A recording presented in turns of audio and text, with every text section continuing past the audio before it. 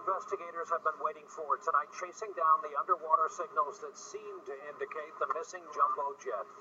Taking the stand, an emotional Oscar Pistorius speaks directly to the parents of the woman he killed. Rescue at sea, a family emergency, a baby in urgent need of help. The U.S. Navy goes to the rescue, and now the backlash against two parents sailing around the world with two small children. And the epidemic destroying lives and families across our country. Tonight, a powerful personal look at the growing toll of heroin addiction. Also tonight, a Hollywood legend has been lost. Nightly news begins now. From NBC News World Headquarters in New York, this is NBC Nightly News with Brian Williams.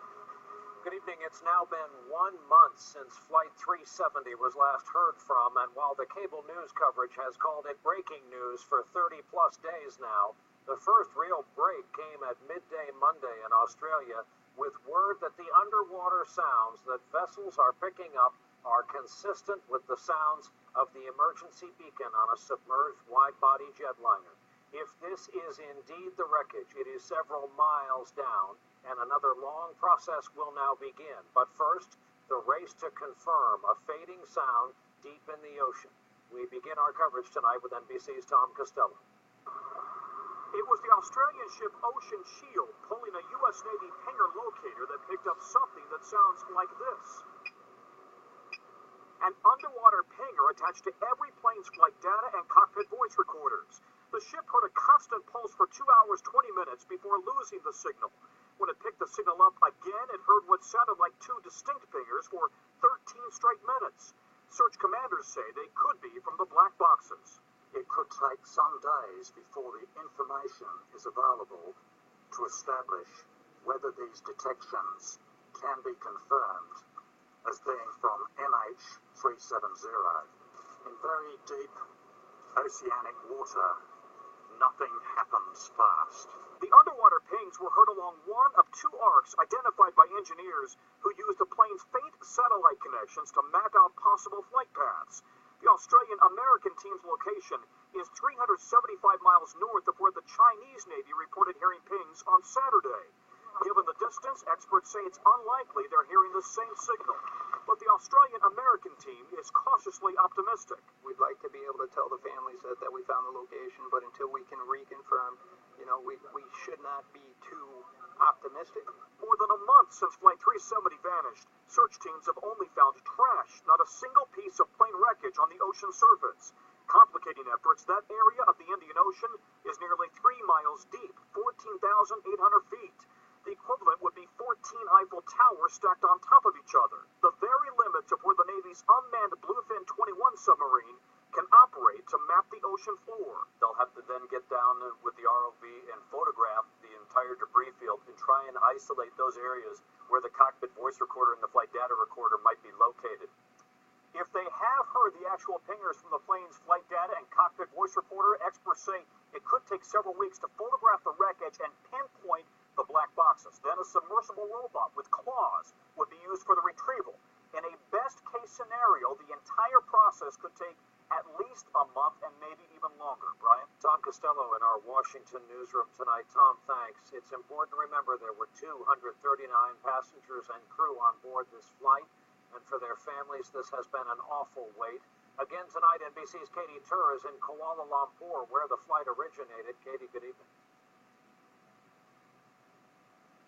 Brian, family members of loved ones are trying not to get their hopes up, saying that with each new news briefing, it seems like they're opening up yet another wound, especially when they don't announce that they've found the plane. Most of the Chinese family members who flew here to Malaysia demanding answers from officials have now gone back to Beijing, where today many held a candlelight vigil marking 1 month since the disappearance. Meanwhile, the Malaysian transport official minister said once again that he is hoping for a miracle, a hard thing for many to hear after the Prime Minister told them to prepare for the worst. But Brian, without concrete evidence that the plane actually crashed, many are saying there's no reason to give up hope that their loved ones are still out there just waiting to be rescued.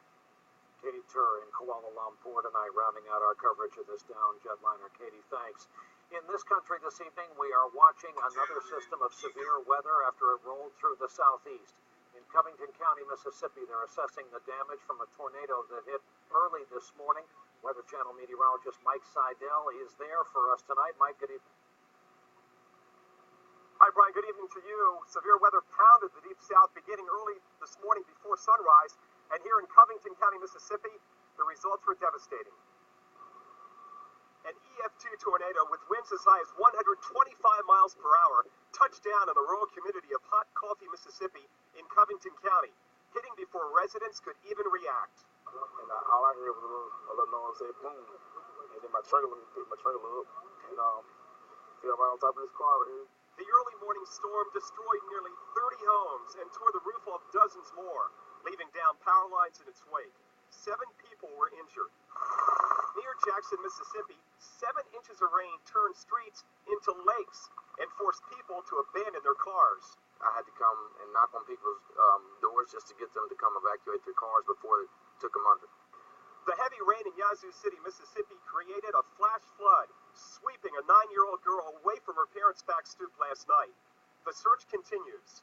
In Birmingham, Alabama, the surging water stalled out some cars and overturned others. An apartment complex had to be evacuated. Pictures just in this evening of a reported twister in eastern North Carolina. At least a dozen injuries reported.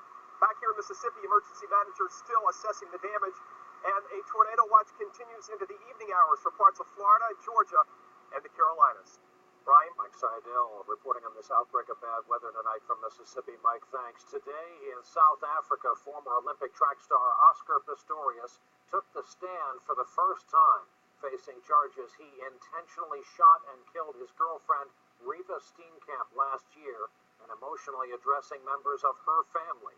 We get more from NBC's Mike Taibbi, who was there in the courtroom in Pretoria.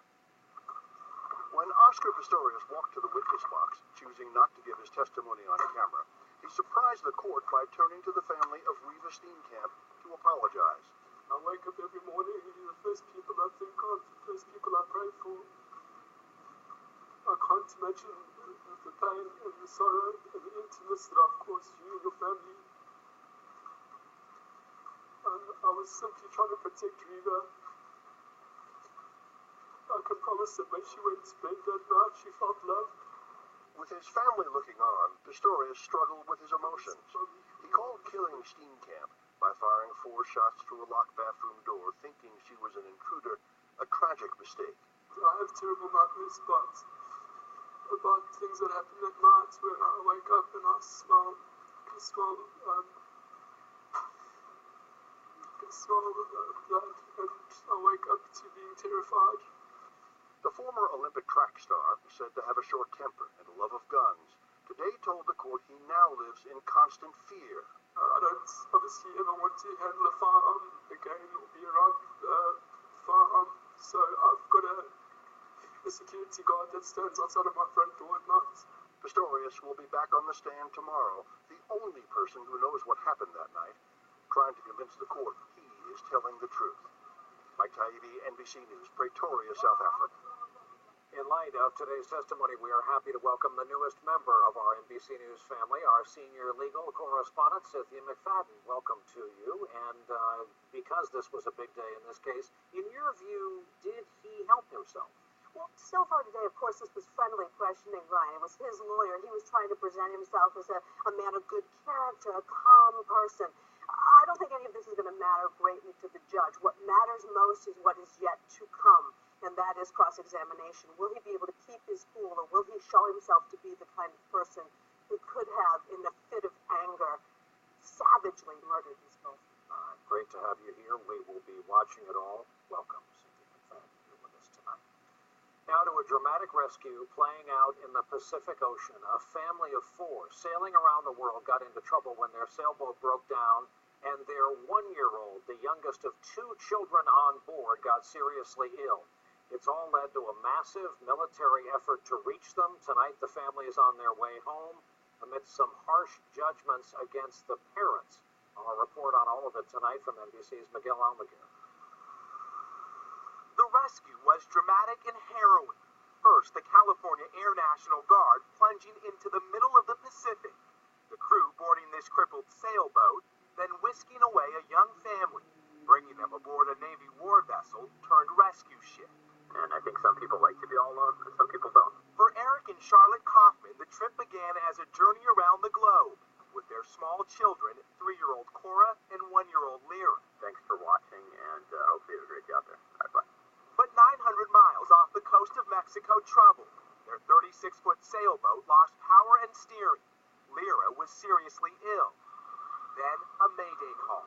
Lyra's doing great. She was responding well. Tonight, baby Lyra is in good condition, and we now know the Kaufmans won't have to pay for the rescue. But they face a wave of criticism and outrage on social media. We're all entitled to our own opinions. I'm sorry that there's criticism. I think sailing with children is a just fine idea. The journey of a lifetime nearly over, but there is still plenty of drama about this voyage in the open seas. Miguel Almaguer, NBC News, San Diego. Still ahead on our Monday night broadcast, the epidemic sweeping across parts of this country, a desperate situation in so many American cities and towns caught in the grip of heroin. Tonight, a bracing and personal wake-up call. And later, he was the biggest movie star on the planet for his time, remembering the legendary Mickey Rourke, one of the all-time Hollywood greats. Tonight here, we begin a series of reports across all platforms of NBC News examining the urgent and growing heroin problem in our country. The numbers are staggering. Over just a 5-year period, heroin abuse has nearly doubled in America. Tonight, we're going to begin our reporting in New England because it's a snapshot of what's unfolding in communities across the country. It's so bad in parts of Vermont that this year that state's governor devoted his entire state of the state to this one topic, the epidemic, calling it a full-blown heroin crisis. We get our report tonight from national correspondent Kate Snow. Look past the lighthouses and covered bridges. As we drove through, we found another New England, where a bucket of used heroin needles at a needle exchange one afternoon measures the scale of the problem in Portland, Maine. When did you start filling that bucket? This bucket was changed this morning, so all of those needles are just from today. Yep. Parents support each other in Salem, Massachusetts. We found some needles in our room, and it blew us away. And the Walmart parking lot in quiet Rutland, Vermont is known as the place where $20 buys a ticket, local slang for a small baggie of heroin. The number of people dying from a heroin overdose in Vermont more than doubled in just 1 year. All over the state, there are waiting lists to get into treatment clinics like Green Mountain Family Medicine. It's hard. I mean, the downhill spiraling was so fast that I didn't know what I was doing. How many do I have on my list? Dr. Dean McKenzie says heroin has a grip on this town. After a while, you're not doing it to get high. You're doing it to survive. You're doing it so you don't get sick.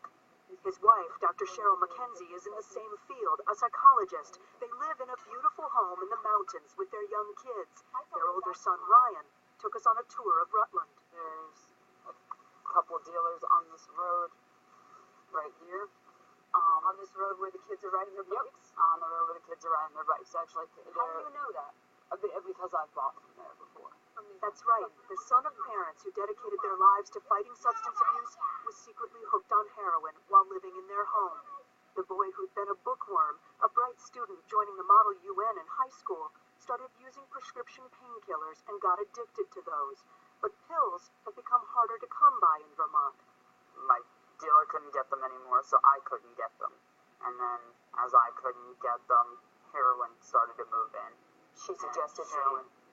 Yeah, she suggested heroin, and it moved on from there. When Ryan confessed he was addicted, Cheryl went through his room. Found needles and spoons. I was always wondering where my spoons were going. And I really thought that maybe the kids were throwing them out with their plates. No, that's not where the spoons were going. You're doctors. Uh-huh. We're parents. It's very easy to try to put on your doctor hat. We're parents. We're just like any other parent who's dealing with someone with an addiction. Ryan tells us he's been clean for a year as of last weekend. You love your son, clearly. I adore my son. I absolutely adore my son. She loves this state